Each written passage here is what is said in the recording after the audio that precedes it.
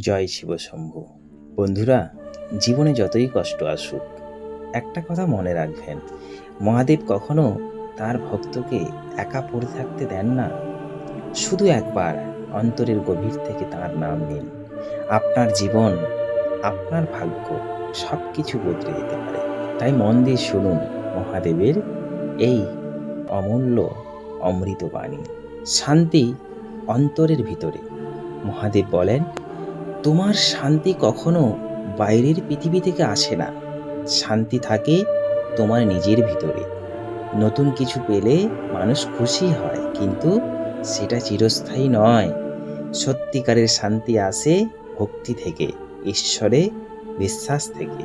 তাই তো মহাদেব আরও বলেন, কষ্টই তোমাকে শক্তি দেয়, কাঁটার পথেই পদ্ম ফোটে।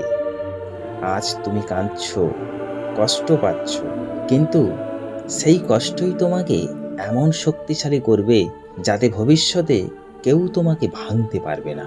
রাগ হলো ধ্বংস। মহাদেব বলেন, আগুন যদি হৃদয়ে রাখো, সেটা তোমাকেই পুড়িয়ে দেবে। রাগ ছেড়ে দাও, ক্ষমা করতে শিখো। যে ক্ষমা করে সেই আসল শক্তিমান। মহাদেব আরও বলেন, লোভ তোমাকে অন্ধ করে, অনেক পাওয়ার লোভ তোমাকে নিজের সুখও দেখতে দেয় না। যা আছে তার জন্য কৃতজ্ঞ হও। তোমার ভাগ্য একটু একটু করে খুলবে। যা ত্যাগ করবে তাই ফিরে আসবে। মহাদেব বলেন, দেওয়া শিখো। তোমার দেওয়া ভালোবাসা একদিন আশীর্বাদ হয়ে ফিরে আসবে। নিজেকে ছোট মনে করো না। আত্মা কখনো মরে না। তুমি দেহ নও, তুমি চিরন্তন শক্তি। নিজেকে ভিক্ষুক মনে নয়, ভাগ্য নির্মাতা মনে করো। মহাদেব আরও বলেন, ভয় কেবল মনে থাকে।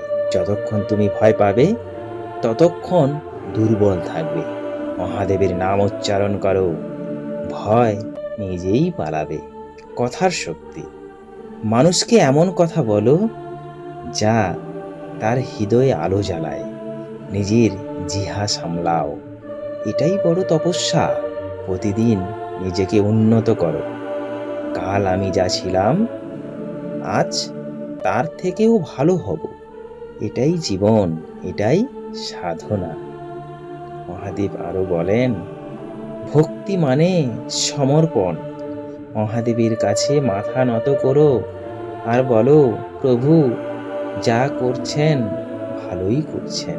তাই তো মহাদেব বলেন, যার মনে সম্পূর্ণ বিশ্বাস, তার জীবনের পথ আমি নিজেই পরিষ্কার করে দিই। বন্ধুরা, যদি মনে হয় এই কথাগুলো আপনার হৃদয়ে লাগলো, তাহলে জোরে বলে উঠুন, হর হর মহাদেব। মহাদেব আপনাকে আশীর্বাদ করুন। আপনার পরিবারে আসুক সুখ, শান্তি ও সমৃদ্ধি। কষ্ট দূর হোক, মন পূর্ণ হোক আলোর শক্তিতে। হর হর মহাদেব।